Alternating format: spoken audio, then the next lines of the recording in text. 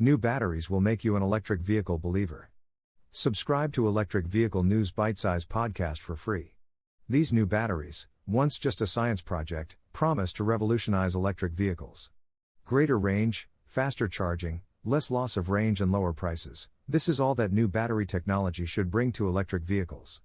While from a practical standpoint, I'm more excited about GM's recent expansion of charging technologies like the Pilot and EVgo or the Tesla Supercharger. Here are some new battery technologies that are serious contenders for my enthusiasm. Sila Nanotechnologies is replacing graphite anodes, which make up most of today's lithium-ion batteries and about 15% by weight, with a form of silicon that it says can increase the energy density of a cell by 20 to 20% when charged.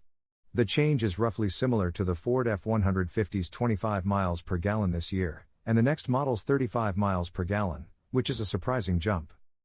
Mercedes appears to be the first customer to make Sila technology an elite option for the new electric EQG for 2025.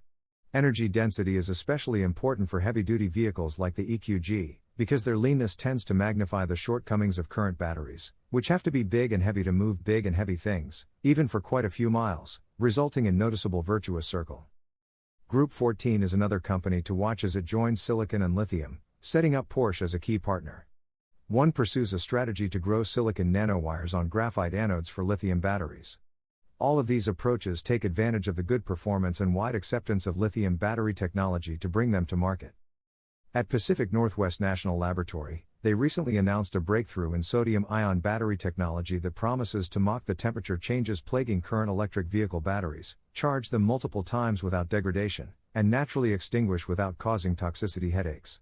PNNL says it has found a way to control the destabilizing aspects of sodium-ion technology, but it has yet to address its much lower energy density compared to lithium-ion.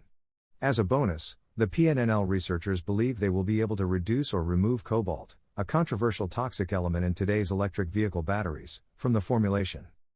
Solid-state battery technology has an apt name. It generally refers to batteries made of tightly packed hard materials, rather than the slightly softer, damper materials that make up typical lithium batteries. The fact that all solid-state batteries are made of hard materials and housed in a hard case isn't necessarily why they perform better, but it's an easy way to describe a design that has many benefits. This could lead to EVs with greater range on the same size battery, or today's range on a smaller, cheaper battery tomorrow. In my opinion, the latter is more transformative. While a full charge in less than 30 minutes is pretty good today, solid-state batteries naturally strive for that. Short charging times have the potential to change the overall perception of electric vehicles. Solid-state technology is a key part of GM's plan to achieve a million-mile battery life. The solid-state design promises little or no thermal runaway, which makes current lithium batteries synonymous with fire hazards.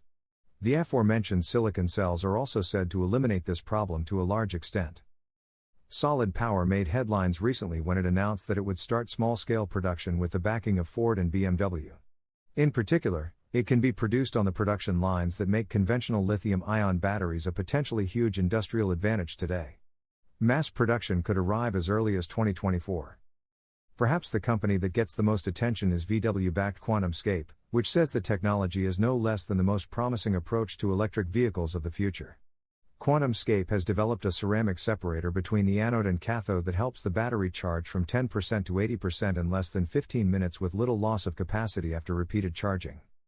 The Nikkei recently reported that Toyota is by far the world leader in solid-state battery patents, and said there will be a limited production car using the technology by 2025. Buzzy electric vehicle newcomer VinFast recently pledged to invest in solid-state battery maker Prologium to produce batteries that could power the Vietnamese manufacturer's electric vehicles by 2024. Some of the target dates above seem pretty close, but take them with a grain of salt. Mass production dates for any of these battery technologies shouldn't surprise anyone. Additionally, the automotive industry often takes a long time to go from a new technology that is technically available to widespread deployment in cheap cars. If you add in my general aversion to buying new cars, you're slowly going further afield after 5 to 10 years. I'd analyze EVs in terms of today's offerings because these exciting new battery technologies may require a full car ownership cycle for the smart, value-conscious buyer.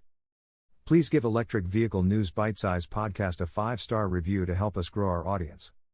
Subscribe to the Electric Vehicle News Bitesize podcast for free on Apple Podcasts, Google Podcasts, Overcast, Deezer, Breaker, Castbox, Pocket Casts, Radio Public, Stitcher, Amazon Music, Audible, Ghana, Samsung Podcasts, Google News, and the Electric Vehicle News Bitesize Alexa skill.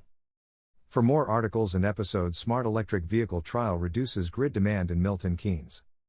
Subscribe to Electric Vehicle News Bitesize podcast for free.